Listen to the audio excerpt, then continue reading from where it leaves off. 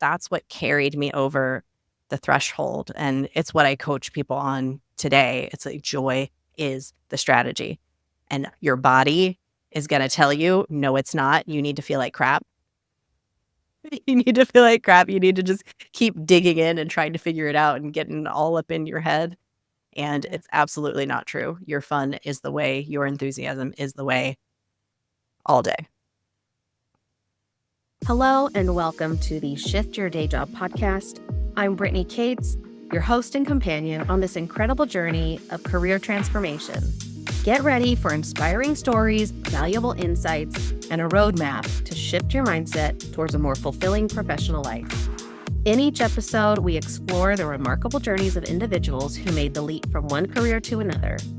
As we navigate through these stories together, you'll find motivation, strategies, and the confidence to pursue your dreams.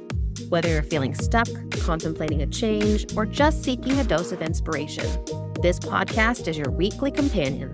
Tune in every Thursday as we uncover the secrets to shifting your day job. I'm Brittany Cates, and I'm here to guide you on your path to a more fulfilling career.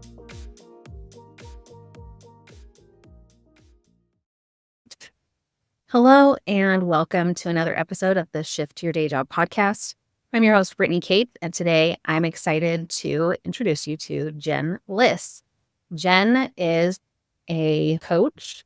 She is a breathwork specialist, and she has a podcast called Untethered that's in the top 2.5% of all podcasts out there, which is super cool. Jen lives in Portland, Oregon, and loves to go hiking.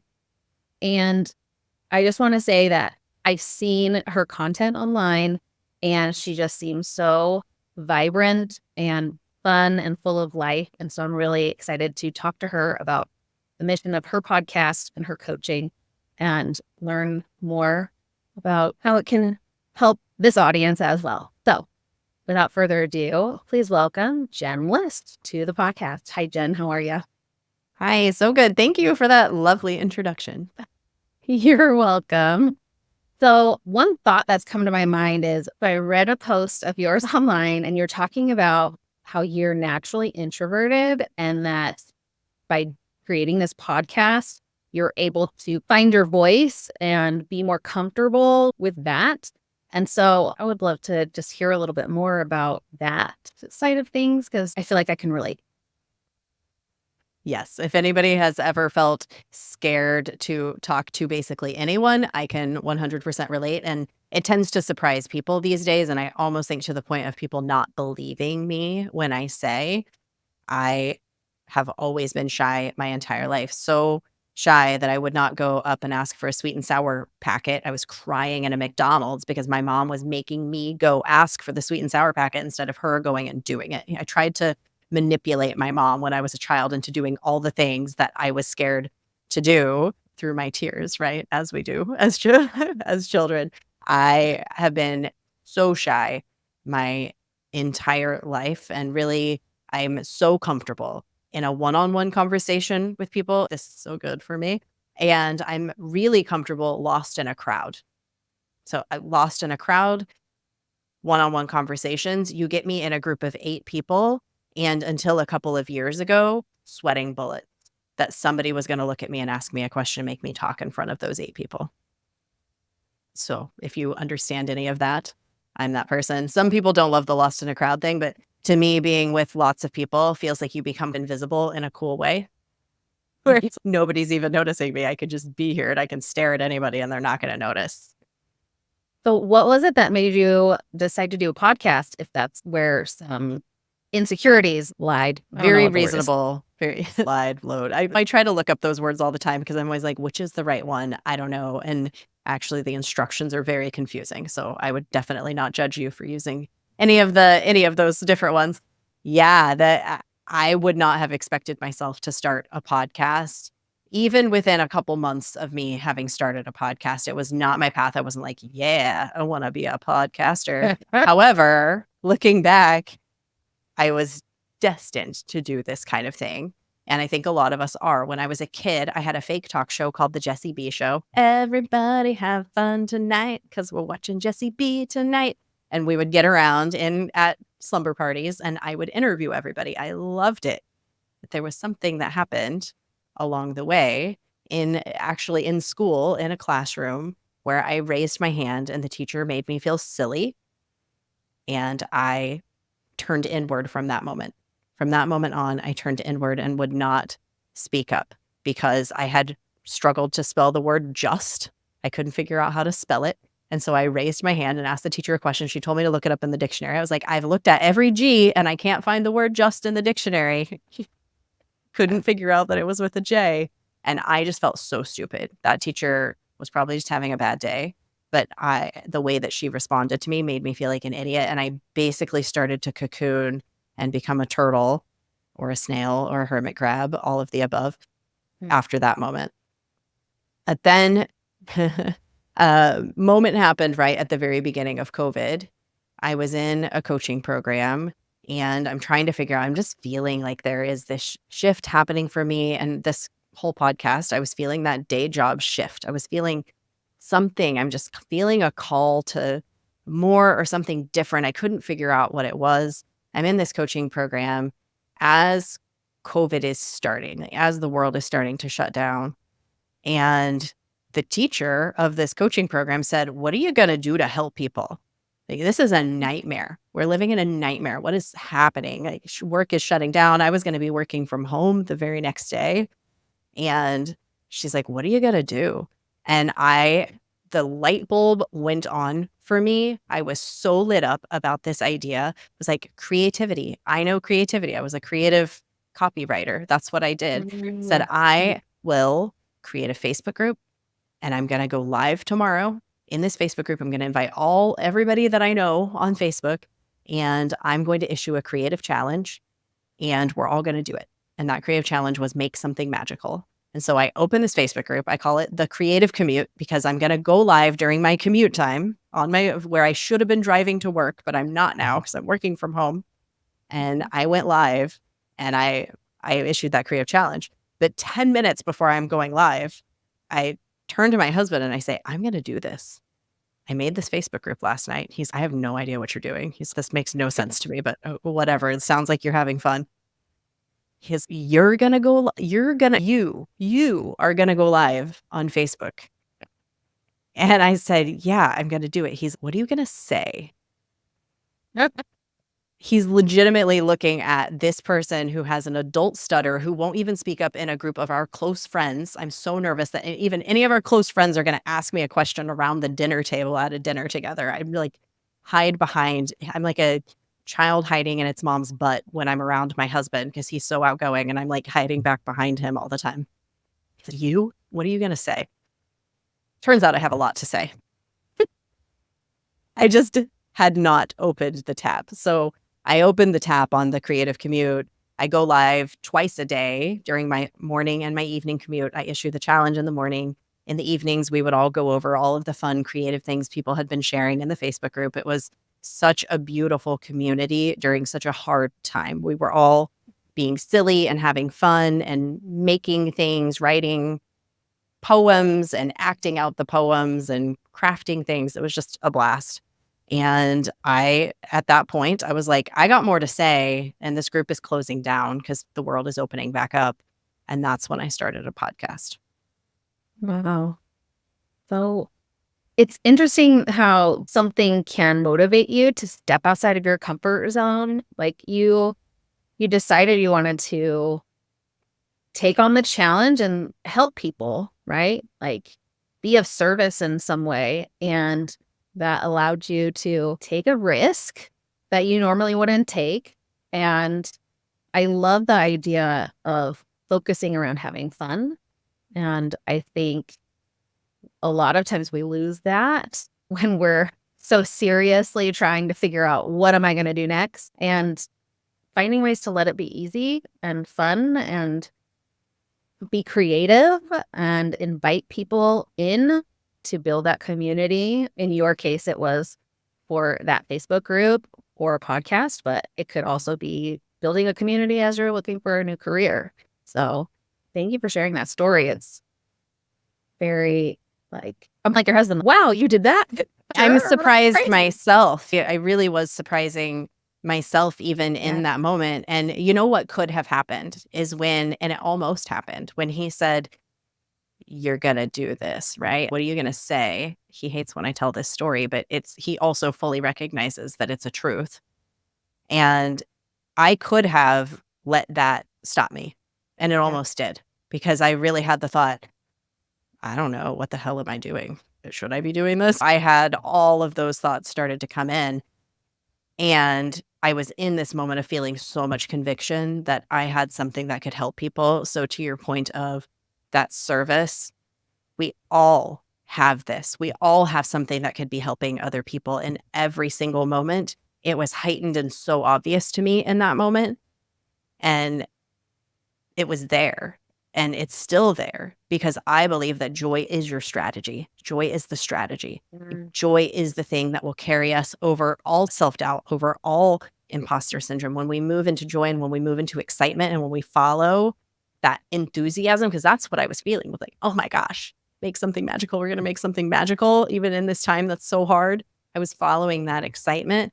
That's what carried me over the threshold. And it's what I coach people on today. It's like joy is the strategy. And your body is going to tell you, no, it's not. You need to feel like crap. You need to feel like crap. You need to just keep digging in and trying to figure it out and getting all up in your head. And Yeah. it's absolutely not true. Your fun is the way, your enthusiasm is the way, all day. Yeah. I love that. Joy is the strategy. It makes me think of just certain experiences I've had lately where I can recognize when I'm feeling like I'm pushing rather than flowing with whatever I'm doing, and being able to recognize that and then reflect, okay, how do I get back into flow? Or like, how do I get back into enjoying what I'm doing and not make a mountain out of a molehill, right? Of every little thing along the way. So I love that reminder to try and enjoy yourself along the way. And that's going to lead you down the path a path that you love. So thank you for that reminder. It can only, your own enjoyment can only lead you down a path that you love. Getting Right. all up in our heads and leaning into fear and into stuckness can only keep us stuck, really, or lead us down a path that we don't enjoy. So that's what I mean by joy truly is, it's the only strategy. It's your honest truth. Your honest truth is your fun. If something is fun for you, it's honest. If something is not feeling fun for you, then there's something that you're leaning into that isn't true for you. And so we can use that as guideposts to move through life. And there's a lot that goes into that, though, right? It gets complicated. I find myself stuck in the mud all the freaking time, all the time. Yeah. We all do. And that's part of it, too, because it's like, it's your guidepost. It's like, oh, this isn't feeling good. Like we wake up and we're like, oh, crap, what am I doing here again? Playing in the snakes. I call it snakes and glitter. You're either in your fun and you're following your glittery magical path, or you're hanging out with the snakes. You're hanging out in the fear zone, and the snakes are really sneaky. They'll pull you in there and you don't even realize you're in it until you wake up and you're like, I'm in a snake pit. What the hell? Yeah. It makes me think of Chutes and Ladders. No. Is that the game? Yes. But I think I was also thinking of Candyland and I don't know. But I think in my head, those two games are somehow combined into one. Yeah. Yeah. Same era. Before you started your podcast, you said that you talked to a lot of entrepreneurs and you're a coach, so you have your own business now. What were you doing before all of this evolved, and how did you start moving in this direction to get you where you are today? Yeah, I was excited to come on your podcast because I've had a couple huge career shifts, and both of them required a lot of courage and a lot of listening to myself in order to make them happen. Because the first one, I did hair for 12 years. I was a hairstylist for a long time. I had my own hairstyling business, very successful. I was booked. I was so booked that people would come in when there's 5 inches of snow that just fell, because if they don't, their appointment's going to fall 5 weeks back. You know what I mean? Like, Right. it was Yeah. booked. And I was doing one of my favorite clients' hair one day. She sits down in the chair and I have this thought to myself, I hope she does not want anything special. And I was like, whoa, Nelly, what is that thought that is coming through my brain? That's not normal or okay for Yeah. anybody that I don't feel like doing her hair today. And that led me down a path of realizing that I was burnt out and I was really ready for something new. I ended up leaving that career. I went back to school. I kept working in hair, but I went back to school, got a degree, completely left my entire clientele, like parceled them out to other hairstylists, left gonzo. People who thought that I was probably going to do their hair, their children's hair, their grandchildren's hair. They had visions. I had a client pull me over in a Target, like a couple days after my last day, and crying, saying, I thought you were going to do my daughter's prom hair. It was hard to Oh, leave that job. yeah. And it was the right decision. So I went into the corporate world. I became a marketing copywriter. I ended up moving up in that career. I ended up as a employee experience strategist and executive communications strategist and working at tech companies. And it was during that period where the creative commute and stuff happened because I got to that same feeling. I was like, this job used to be really fun. I was like really striving. I had what I thought that employee experience job. I was like, this is the culmination. This is what I've been working toward. I just thought it was awesome to get to be able to help employees grow at the company. That's what I thought I wanted to be doing, which was technically in the coaching realm, but I'm just an entrepreneur. I just felt that call back to entrepreneurship. And so I up and left that job and started my coaching business, my breathwork business, and I'm building again. So I'm currently actively in that early stage building all over again. When I got my first marketing job, I was working in an internship after having had a 6-figure hairstyling career, started over in an internship. And so I'm in that space again of being a couple years into my coaching business and building all over again. So I know how that goes. Yeah. Yeah. Wow. It's interesting to think of the parallels because I was in teaching for 10 years ish. And now I've moved into the tech world and I work in corporate and definitely was the shift I needed. And in order to get into this current job, I took an internship, which felt really like backsliding a little bit at the time. Totally. I Right. get that. But it It's paid not, off. but it feels It's like it. exactly, it's not. And it was definitely a strategy at that point in time.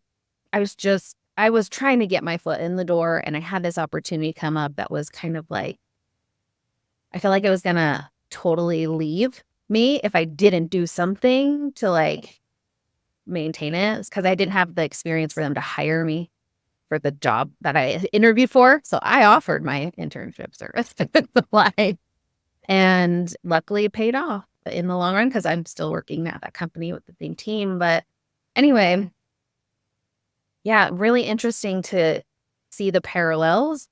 And one thing I was thinking of as you were talking is I got to that point in teaching where I knew I was ready for something more or like a new challenge. And the more I kept looking into other avenues within education, the more bogged down I felt. And it just didn't feel good to me. And so that's why I love what you're saying about joy being the strategy, because I had to have a moment of recognizing what is it that I enjoy doing that's lighting me up, that's getting me excited. And that's the path that I took. So what advice would you have for people to start recognizing that for themselves? I have a really good example of this. So I think there's different situations, and the more in touch we get with ourselves, we recognize, am I in one of those places where I'm ready to do a really serious big leap? And I will say, if you're wondering if you're ready for the really serious big leap, you're probably not, because you know when it's time, you just know. I knew when it was time for me to leave hair and go back to school. I knew when it was time to leave corporate and come and build my coaching business. I just knew. So we don't have to fester over whether it's time, because when it is time, you're absolutely going to know that it's time. So that's my take on that. Now, what I will say about joy being your strategy and how that can be applicable and leading you in the right direction right now. This is something every single one of us can do every single day. It doesn't matter what job you were at. When I was at my first corporate job, this was what led to the culmination employee experience job that I thought was so cool that I got. I was getting really miserable in that job, and I just was not having a lot of fun anymore. It didn't seem like it wasn't like stretching me anymore. And so I was getting bored and just miserable. And I had been going around to everybody to help me get a new job. I'm like applying at other jobs in the company. I'm talking to my manager. I'm talking to my manager's manager. I'm talking to everybody, and nothing is panning out. I'm like, no solutions are presenting themselves to me. Meanwhile, this is at that period where I was in that coaching class. The coach told me, Jen, just show up to work tomorrow and look around and say, what looks fun? And I was like, what kind of BS advice is that? This is my thought. I'm like, that job is not fun. I'm not having any fun at this job. What do you think? I'm going to go in tomorrow and start having fun inside this beige box that I'm sitting in all day? Absolutely not. There's nothing fun. But I'm like, you know what? I paid this person thousands of dollars to give me strategies. So you know what? I woke up the next day and I was like, I'm going to go in and I'm going to look around and I'm going to say what looks fun. And so I look around, I look to the left, nothing looks fun. I look to the right, nothing looks fun. I look behind me and here's my manager working on something. And I'm like, Chad, what is this project that you've been working on? He's like, oh my gosh, it's this learning and development thing. It's terrible. I'm like, oh, really? Tell me what's terrible about it. And he's like, oh, we're working to help employees and blah, blah, blah. It's a nightmare. Like all of these things are going wrong. I was like, can I come sit in on the next meeting telling me how terrible this project is? Meanwhile, I'm like, interesting. Oh, employee development. I've never worked on something like that.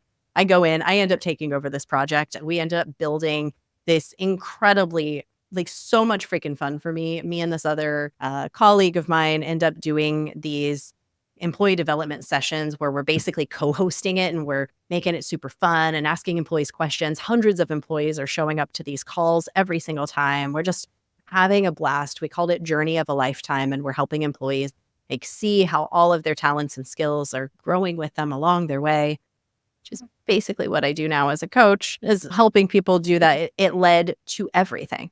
Me turning around and asking what looks fun today led to everything. And not only that, what I love to share with anybody sitting in a job that they don't love right now, my boss hated that project. Not fun for him, fun for me. I had been naming polypropylene products. I'd been naming plastic.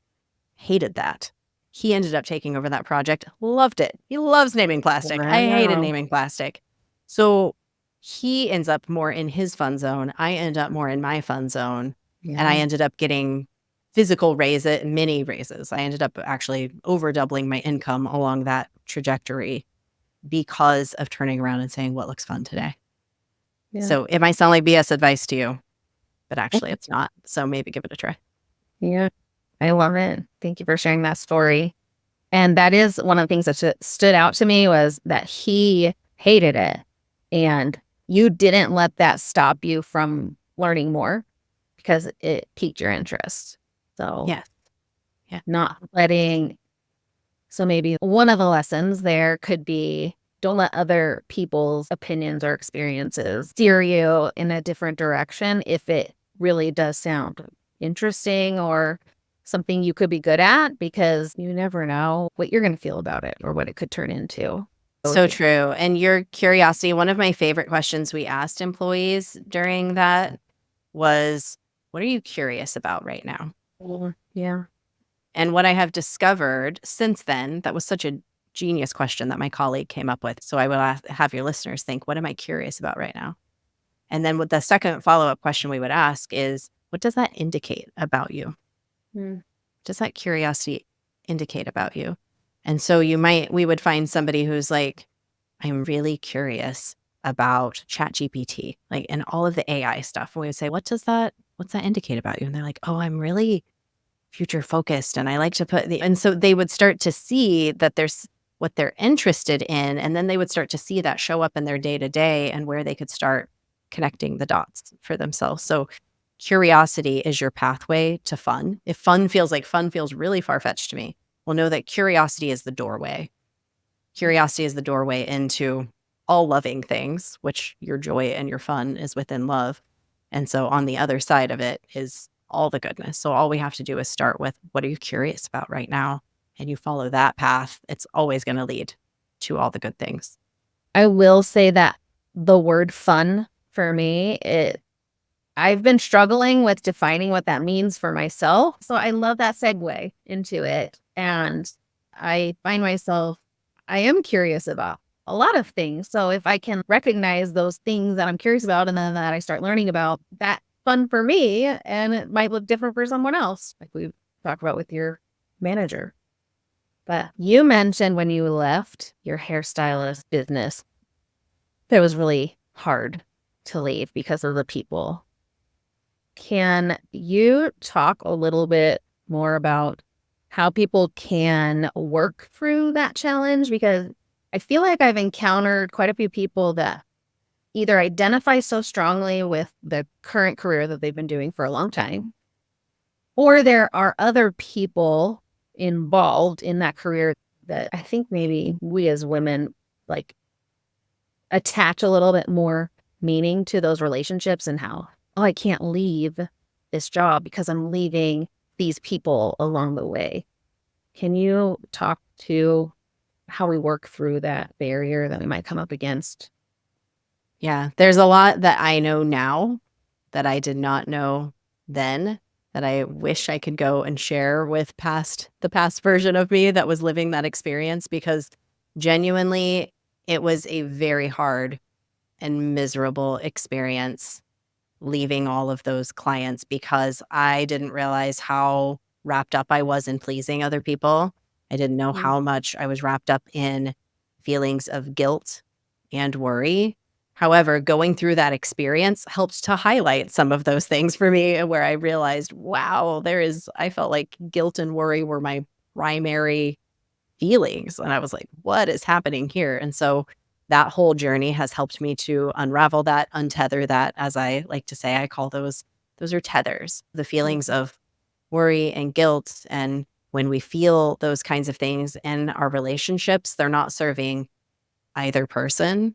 And so when we can identify that it exists, then it's, oh, what do we do? You're not going to be surprised here. We get curious with it, because that's going to lead us ultimately to the best results. Now, when we're living in those moments and we don't have all of these tools and we don't have all of these things to support us, I fully acknowledge how challenging it can be. And I tell people to offer yourself so much compassion as you move through that, because it's just going to be hard. And the times that it's really hard, what breathwork has been so supportive to me. It's why I facilitate breathwork now, because it helps you come back home to yourself and feel really solid in who you are and what you truly desire, and that this is a choice, this is a decision that is being made for you by you.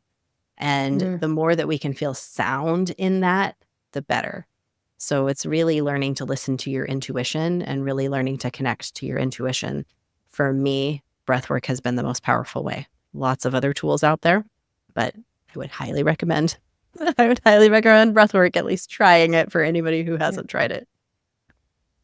When did you start learning more about breathwork? Like at what point in was it your coaching that you started and then you had an aha moment that was like, I need to add something more to support my clients better? Or when did that kind of come into play for you? Yeah, I had started using breathwork back many years ago when I was training for a marathon, because I was in so much pain, physically, emotionally, couldn't believe that I could even do it. I had actually stumbled upon a book that trained you in using breathwork and active meditation to get you through a marathon.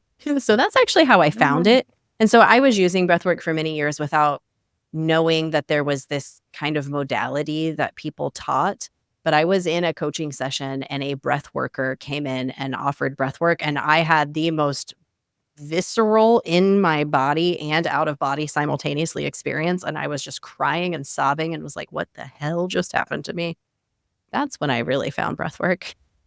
Yeah. And found what it could do for me. But I was already using it prior to that for a lot of things, because your breath is the pathway to your consciousness, with which when we're tied up in worry and fear and doubt, we're unconscious. So we can use our breath to bring us back into the present moment, which is your consciousness. That's where you're in your most conscious, most aware, most connected to yourself state. Your breath is capable of doing that for you. It's attached to your nervous system, direct line, straight to your nervous system through your breath.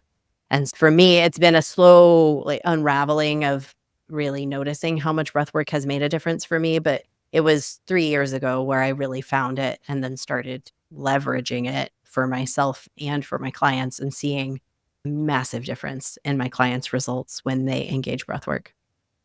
Thank you for explaining how I hope that's helpful. breath, how breath can get you back to the present. It makes me think of a quote I have written down on my whiteboard is, "My power is in the present."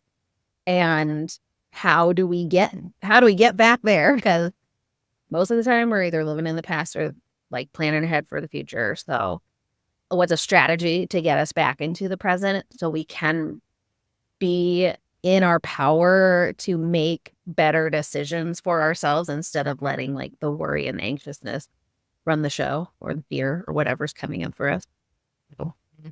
Yeah, the more we can be conscious, then the more in our power we are. When you can empower yourself, and the most empowering tool that you have in your body is your physical breath. And let me explain this even a little bit more with the breath. So your breath, your body is breathing itself all the time. It's the very first thing you do when you enter this world, the last thing you do when you leave. You take your first breath, you take your last breath. Your breath is always here with you. And the breath is so vital. Like, you notice you're breathing right now. Now I invite you to take a deep breath. You can do that, right? You just consciously took control of your body. You just consciously took control of your nervous system, because your nervous system is attached to the breath. We've got two sides of our nervous system. Keep it super simple. You've got fight, flight, freeze, and you've got rest and digest. Two sides of your nervous system. You can shift out of one and into the other through changing your breath patterns. If you do activating breath patterns, you go start breathing heavily through your mouth, you'll activate your sympathetic nervous system. You're going to go into that fight, flight type mode. If you take nice, long, conscious breaths through your nose, you're going to activate your parasympathetic. You're going to activate that rest and digest mode. You can do that yourself. What an empowering freaking tool. You can change the actual chemical state of your body, because it is your nervous system that tells your brain the chemicals to release into your body. So you physically are the drug. You can give your body certain drugs by shifting the state of your nervous system. It's physically your consciousness and empowerment tool that you have in your body. Yeah, that's awesome. I did a breathwork session recently, and as you were talking, what was the thing that came up for me that I was like, that was super powerful? And it was, your breath is medicine, is what she had said in the process. And I was just like, wow, yeah, that's crazy. I can feel it. And I'd never thought of it that way before. So thank you for sharing all of that information. I love learning about stuff like that. Yeah, you are actual medicine. You can change where our brain is giving your body chemicals all day, every day. We're constantly, dopamine or cortisol. If you're in stress mode all the time, most of us are, our bodies are just dumping cortisol, which is the most addictive drug. It's the most addictive thing. And so we're addicted. When you're in that stressed out mode, you're feeling bad, your body is inflamed, and then we're addicted to it. We're addicted to cortisol. So when we say this idea of it's really feels really far-fetched for me to have fun, yeah, that's true, because most of us are addicted to cortisol. Most of us are addicted to feeling gross. That's okay. It's okay. That's the case for 99% of people. But we can train ourselves to get a little bit more addicted to the other stuff, which is what I call your brilliance, like that magic that is inside of yourself. The more you can consciously tap into that, we start to want to go over there a heck of a lot more. And that's when you start magnetize. That's where manifestation starts to happen. You start to move into that mode more often than the other mode. It's hard in corporate jobs, though, because Corporations are based on fear. There's competition. There's everything. Is every interaction that you have in a corporate job is fear-based. So I get the challenge. It can be challenging. It can be challenging to be the person who feels like you're positive all the time. And you can do it. You can do it. You can shift your state. And as you do it, it actually shifts the state of other people too. And so it's that you're forwarding a beautiful gift every time that you offer yourself conscious breath. Yeah, I love that. It makes me think of how instead of showing up and taking on the energy in the room, showing up and bringing the energy into the room, and how it will totally affect everybody else in the process. So you can either be the receiver and then probably not get great energy, or you can show up and help other people, help lift other people. So. Yeah, you don't have to protect your energy. This is something that one of my mentors says that I think is so powerful. We don't need to be protecting our energy. We just need to be our energy. Be it. We don't have to worry about how it's going to be taken, because the more that we get into that state, then we're draining. That's physically draining your energy because you're in a state of fear. You're in a state of protect. If you just empower it and step into it and be it, then that energizes you, because being in your active, most aligned, most beautiful, most magical energy, that feels so freaking good. That's restorative for you. And it's restorative. It activates that in other people, and then they're restored as well. So they're no longer sucking your life force out of you. You don't have to protect because you are this beautiful energy source. Especially those of us in human design who are generators. We've got to stop trying to protect our energy. Just be your most beautiful, vibrant self. Yeah, I love that. And it makes me think of how we can maybe go into an interview and more embody who we are and bring our energy so that we're showing those people exactly what we have to offer, the value that we have, instead of going in and trying to conform or fit what we think they want to see, right? Going in. I hope they like me. Yeah, with that, which we all do. And I truly believe, especially when you're first starting the interview process and you're interviewing with lots of different people, at least in my experience, I started in the, oh, I hope they like me. And then as I got a little bit more practice, I was like, no. I'm interviewing them as much as they're interviewing me. I want to feel good around them, and I want to be my authentic self. That's one of my goals, right? With this new job, is to step into more of authentically who I am. So let's bring that to the table as I meet new people. So I think that's a good piece of advice for people to consider as they're job hunting or whatnot. I love that advice.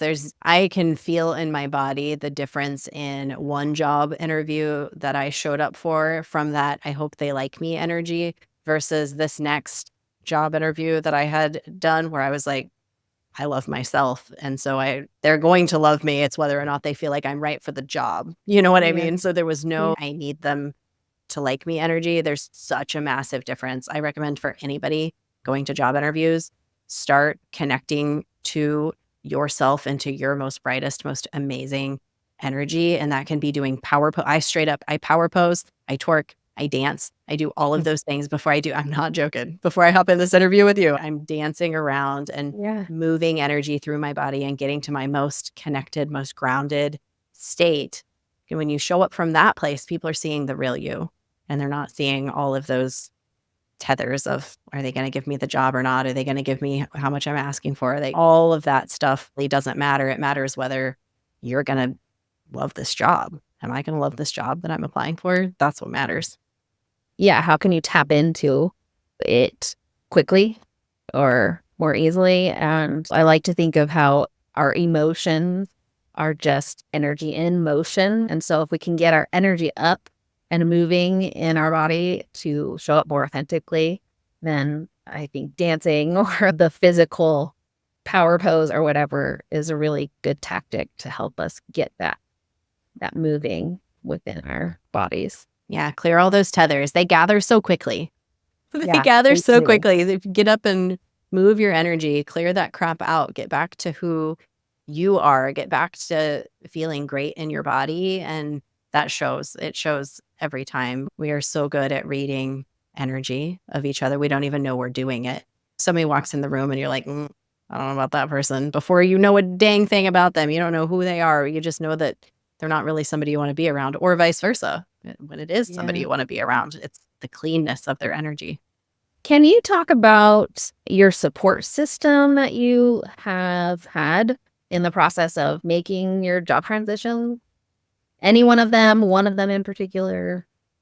The most challenging, I talk about that hairstyling one. It was very challenging. However, moving into coaching has been the most challenging one. When we move into entrepreneurship, that is a hard decision. Society has a lot of opinions, and you might in your own family. My own family has a lot of opinions about what it means to be an entrepreneur and how entrepreneurs, it's a hard life to live and so many things. So when I moved into entrepreneurship, it was essential that I was surrounded by people who also believe that it is a fabulous path to go on, that it is an abundant path to go on, that it is the right path for them to be on. And so whatever pathway you are on, surround yourself with other believers. They're believing in the same possibility that you are. And sometimes this has been found for me, and it's been found for me in some of my friends. I have some friends who are natural believers. I've got some friends from childhood who are natural disbelievers. And I have had to turn the volume down on those friendships and turn the volume up on the other friendships. And then coaching groups. A lot of times we're paying for those to be part of specific coaching groups. Other times there's free ones that I have found. So your people are out there. Line up energetically to them, know what you're asking for, and it will magnetize to you. I love that.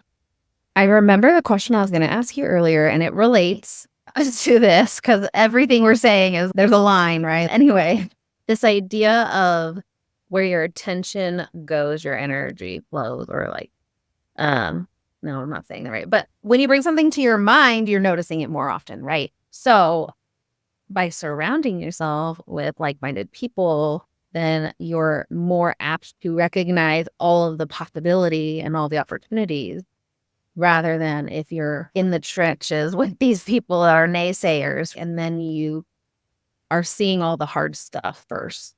It's absolutely true. We can often come up with 25 reasons why I shouldn't do something. But who has asked you to come up with the reasons why you should?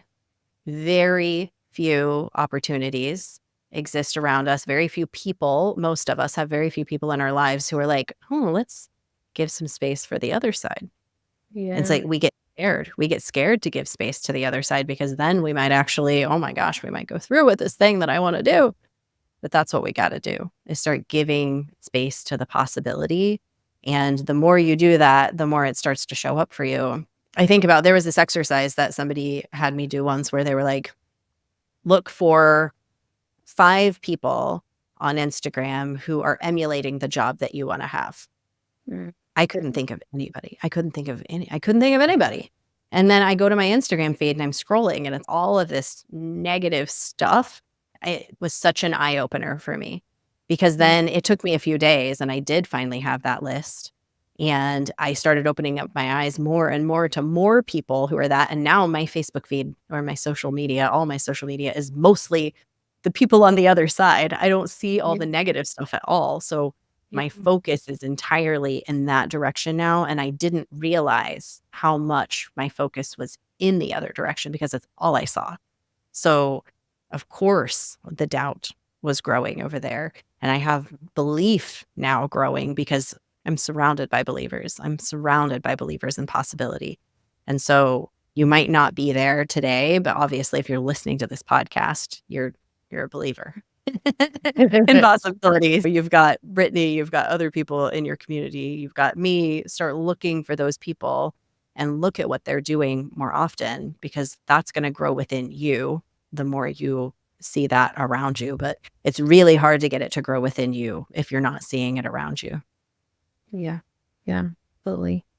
Jen, this has been so delightful. Thank you so much for being on the podcast and for all of your amazing insights that you've shared with the audience. Can you tell us a little bit more about your services and like where people can find you to work with you potentially? Yes. Depending when this podcast comes out, I'm partnering with somebody on a retreat in St. Martin, the island of St. Martin, the Island Girl Awakening Retreat. It's going to be freaking amazing. It's at the beginning of June. So if this comes out before then, come join us. If not, follow along because there will be another that's coming up. And I also have a membership called Brilliant Breathwork where you can get regular breathwork support to help people if you're moving through something particularly challenging or you just want a bit of beautiful self-care. It's me and 3 other facilitators in there. Do a lot of embodiment work. And then I also do marketing and messaging coaching for entrepreneurs who need support with that. I'm a copywriter by trade, branding expert. So I do that as well. So lots of fun things and always new fun things popping into the arena. You can follow me at jenliss.com if you want to just see what's up. Great. And then tell us a little bit about your podcast. Oh, yes. My podcast, Untethered with Jen Liss, to support people in breaking free of those tethers so that you can be more you and avoid the number one regret of the dying, which is that I didn't live my life on my terms. So that's my purpose in life, is to help people to live a life that's true to you. So everything that I do is in full support of that.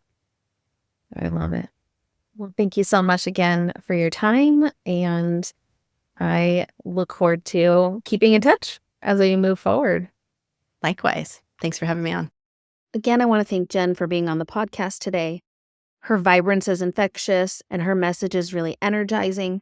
I hope that you found inspiration from this episode and would love to hear some of your takeaways. Please leave a review on Apple Podcasts and tell me how this episode impacted you and your career journey. In the meantime, if you are looking for a little more joy in your career, I have a freebie called the Career Joy Journal, and it will help you start reflecting on what you're looking for in a new career and start shifting your mindset towards bigger opportunities and thinking outside of the box a little bit. So if you are interested, you can find the link for that free journal in the show notes. I hope you join me again next week for another amazing episode of the Shift Your Day Job podcast. I'm your host, Brittany Cates, and together, let's keep making those career moves.